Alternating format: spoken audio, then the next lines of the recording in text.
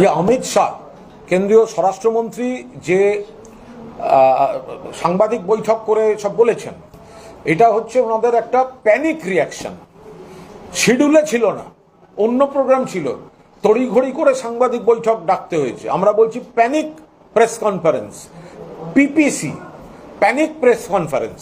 কারণ তখন রিপোর্ট এসে যাচ্ছে যে ভরাডুবি হচ্ছে, ফার্স্ট ফেজে ভরাডুবি হয়ে গেছে বিজেপির, এবং দ্বিতীয় ফেজের আগে কর্মীদের কোনো ক্রমে মনোবলটা একটু ভাসিয়ে রাখার জন্য তড়িঘড়ি করে একটা কাল্পনিক কিছু বিষয় দিয়ে একটা পরিকল্পিত সংখ্যাকে সামনে রেখে অমিত শাহকে প্রেস কনফারেন্স করতে হয়েছে। এবং আমরা আবার বলছি, বিজেপির কোমর ভেঙে গেছে। বিজেপি 152টার মধ্যে তৃণমূল কংগ্রেস 125 থেকে 135টা সিট জিততে চলেছে। বিজেপি ভয়ঙ্করভাবে পরাজিত হচ্ছে। এটা অমিত শাহ জেনে গিয়েছেন, বিজেপি জেনে গিয়েছেন, কর্মীরা ভেঙে পড়েছে।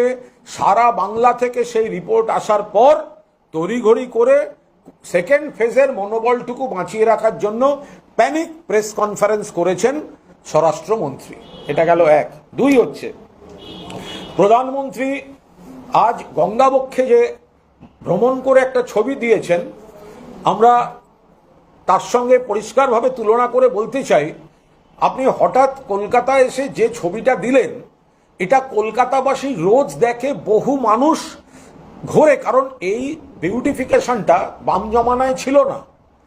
মমতা বন্দ্যোপাধ্যায় মাননীয় মুখ্যমন্ত্রী টেমসের ধারের মতো সাজিয়ে দিয়েছেন গঙ্গার ওই জায়গাটা। গঙ্গা বক্ষে একদম সুন্দর একটা পরিবেশ, ছবির মতো। সেখানে নরেন্দ্র মোদী ছবি তুলেছেন। কিন্তু তিনি যে শহরটায় থাকেন, দিল্লি, সেখান দিয়ে যে যমুনা নদীটা বইছে, সেটা আজকে বিষ।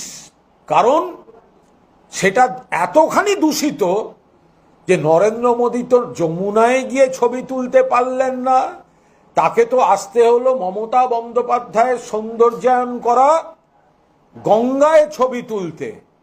আমরা মাননীয় মুখ্যমন্ত্রীর নেতৃত্বে এই পর্যটনকে যতটা সামনে রাখি, তো সেটাই তো কার্যত প্রমোট করলেন। এটা তো মমতা বন্দ্যোপাধ্যায়ের করা সৌন্দর্যায়ন, গঙ্গার তীর সাজানো, গঙ্গাকে সুন্দর করা। তো নিজে যে শহরটায় থাকেন, নয়া দিল্লি, যমুনায় ফেনা উঠছে কেন?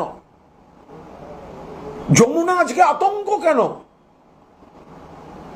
যমুনার বিষাক্ত জায়গায় নরেন্দ্র মোদী তো ছবি তুলতে পারলেন না।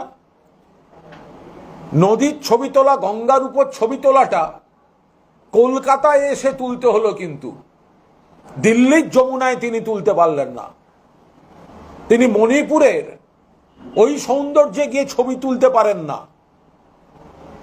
তাকে আসতে হয় গরমের মধ্যে গায়ে শাল দিয়ে ছবি তোলার জন্য কলকাতার গঙ্গায়।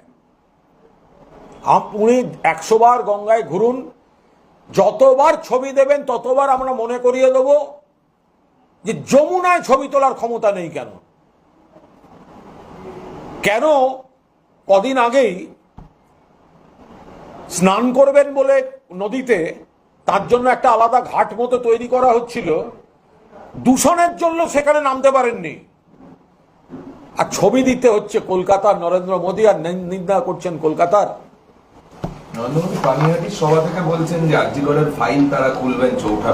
নরেন্দ্র মোদী আরজিকর নিয়ে যা বলেছেন সেটা চূড়ান্ত স্ববিরোধিতা।